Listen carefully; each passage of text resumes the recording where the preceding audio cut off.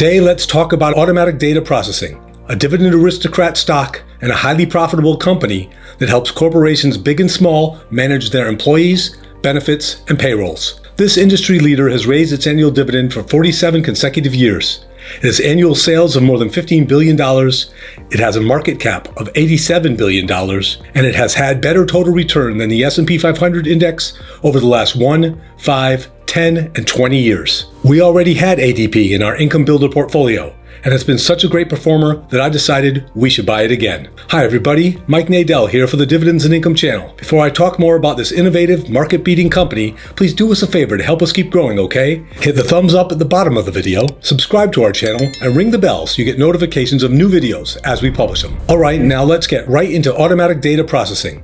Their story began in Paterson, New Jersey in 1949 when Henry Taub launched a company he called Automatic Payrolls Incorporated to process corporate payrolls. In 1956, the company was renamed Automatic Data Processing, and it gradually introduced employee management techniques such as mainframe computers, punch card machines, and check printing machines. In 1961, Automatic Data went public under the ticker ADP and began trading at $3 a share. They had 125 employees, 300 clients, and annual revenue of about $400,000.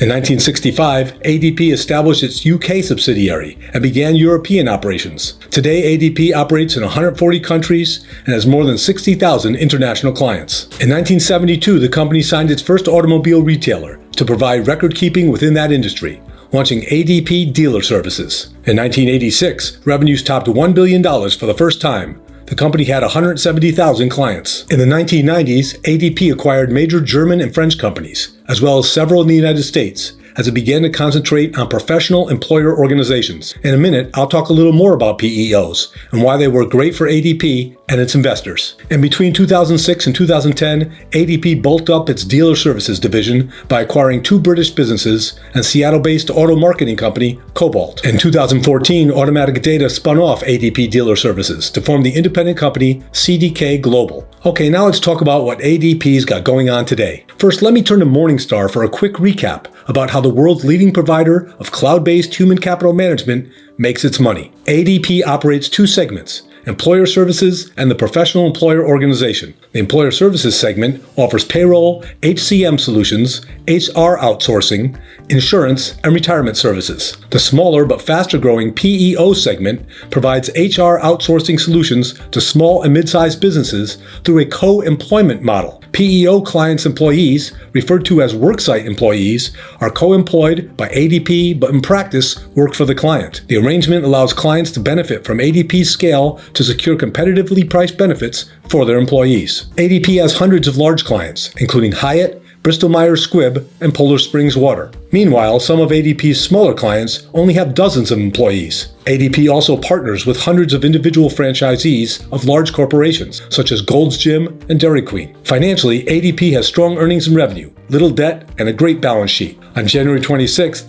ADP reported second quarter financial information. The company had another in a long line of stellar showings, with revenue and earnings each up 9% year over year and EBIT 10% higher. Morningstar analyst Emma Williams came away from the quarterly report very enthusiastic about ADP. In our view, the firm remains well-placed to benefit from near-term industry tailwinds, including tight labor markets, dispersed workforces, and increasing regulatory complexity driving demands for solutions to attract, manage, and retain employees, and outsource HR functions. ADP reported record client satisfaction scores over the quarter and robust revenue retention. It was the 18th consecutive quarter in which automatic data processing beat analysts' earnings estimates, and I like that kind of consistent outperformance. Take a good look at this fast graphs image because it perfectly illustrates the consistency of ADP's earnings. The orange line represents earnings. Note the steady climb with no deep troughs. The blue circled area shows the company's lone EPS decline over the last 15 plus years, a mere 1% reduction in 2010 in the aftermath of the Great Recession. The red circled area indicates the 2% earnings growth in the most recent fiscal year, which ended on June 30th, 2021. And the yellow highlighted area shows how earnings are expected to increase at a double-digit percentage pace for the foreseeable future. Because investing is ultimately a forward-looking endeavor, what I liked even more from the earnings report was the company's outlook for the full 2022 fiscal year. ADP is now forecasting 8 to 9% revenue growth and 12 to 14% EPS growth, and it also has upped its guidance for each segment. There aren't many higher quality companies out there than ADP. Morningstar says they have a wide moat, They get a fabulous AA- credit rating from Standard & Poor's. Value Line gives them top grades for financial strength and relative safety. And Simply Safe Dividends gives ADP a near-perfect dividend safety score of 97. And speaking of dividends, let's talk about the favorite topic of income investors everywhere. ADP has been raising its annual dividend for nearly a half-century now. Its recent 12% raise was the same percentage as the 5-year and 20-year averages, a fact that speaks to the reliability of the dividend and the financial strength of the business. In this fast graphs image, we can see how the dividend has played a major role in ADP beating the S&P 500 index in total return over the last 15 years. ADP outperformed even without dividends figured in, but the margin's even larger with those divvies. $10,000 turned into $53,000 for a 12% compound growth rate for ADP, compared to $35,000 and 9% for the index. ADP also adds investor value with share buybacks. Over the last decade, the company has reduced its share count by 13%. All right, now let's talk about valuation.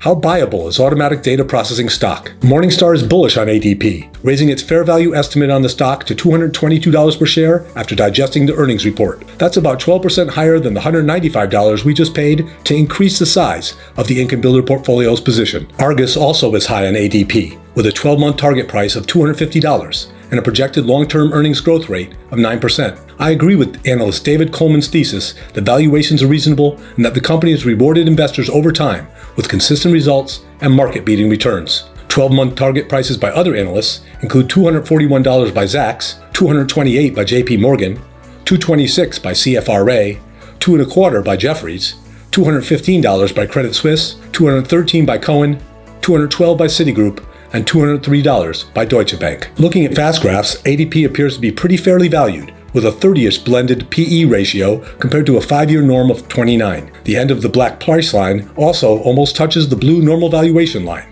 also signifying fair value. Using the fast graphs forecasting calculator, if ADP continues to trade at its average 5-year PE ratio, the stock would have an annual rate of return of about 11.4%. through the end of the company's 2024 fiscal year. Like many growth and tech stocks, ADP fell sharply the first few weeks of 2022. Even though some of you might still think it's a little expensive, I thought that pullback presented an opportunity to get a high-quality stock at a fair price for the Income Builder portfolio. So on January 28th, I executed a purchase order for 3 shares of the stock at $195 apiece on behalf of this channel's co-founder and IBP money man, Greg Patrick. This was the second time we've bought automatic data for the Income Builder portfolio. The first was all the way back in August of 2020. ADP has had a total return of 50% since then, handily beating the S&P 500 index. So I sure hope our latest buy can perform as well. Thanks to our buy of ADP and a few other stocks in January, and to several of our holdings raising their dividends that month, the IBP's annual income stream has surpassed the $3,500 mark. When we launched the IBP in January 2018, we established an income target of $5,000 in annual dividends within 7 years.